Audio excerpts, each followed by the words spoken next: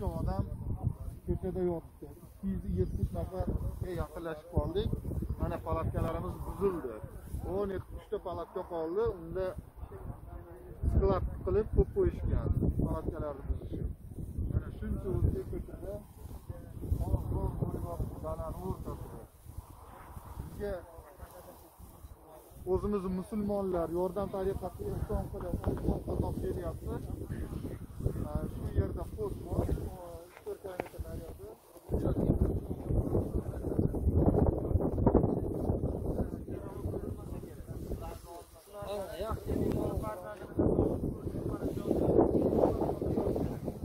Yomg'ir yog'ib turibdi. Har bir soat gapirsak bo'ladimi?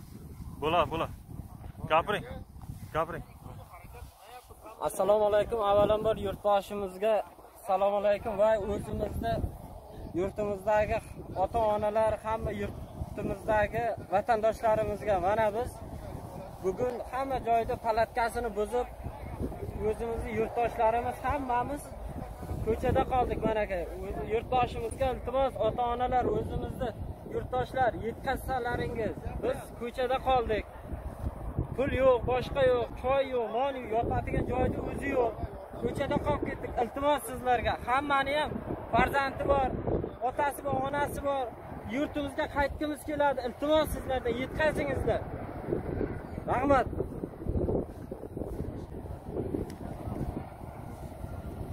Mana hamma ko'chada qoldi.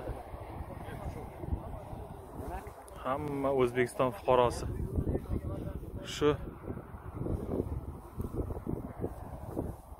avtobusdan qolib ketganlar hamma barchasi.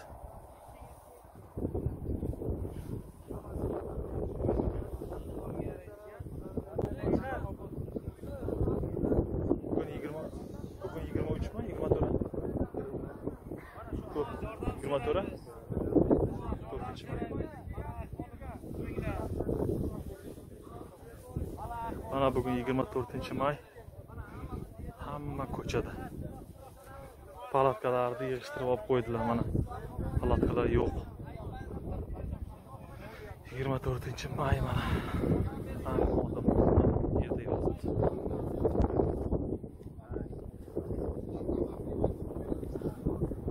Ayollar ham bor. Beremin ayollar, qo'llari singan bolalar. Og'ir ahvolda yosh kattalar, qariyalar ham bor.